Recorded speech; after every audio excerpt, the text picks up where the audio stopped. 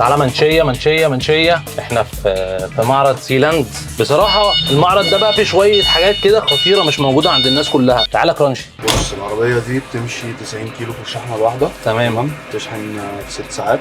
حلو قوي. مفيش عادي في البيت او في الجراج. تمام. بتشحن زيها زي الموبايل بالظبط. زي الموبايل بالظبط. بتشحن في 6 ساعات. فيها تكييف اوتوماتيك. بس حلو حوار التكييف ده بصراحه. يعني بيسقع. التكييف بتاعها قوي مش يعني اي حد يا جماعه طالع الساحل ما يقلقش هم، خلاص الموضوع موجود معانا. وكاسيت برده في يو اس بي كل حاجه. واي او اكس. القلب بتاعتها اوتوماتيك كهرباء طبعا. هاند بريك. فيها اوتو هولد في الفرامل والفرامل بتاعتها كهرباء.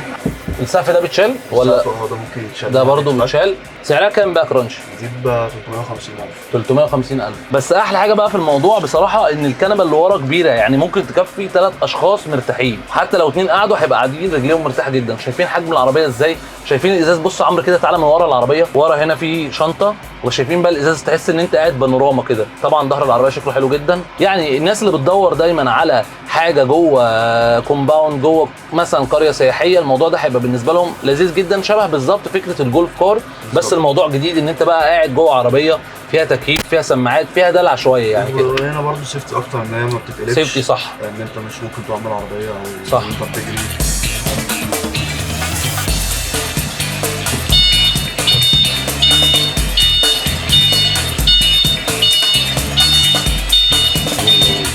اشوفكم بقى فيديو جديد. معاكم اسامه مهدي بتاع موتوسيكلات.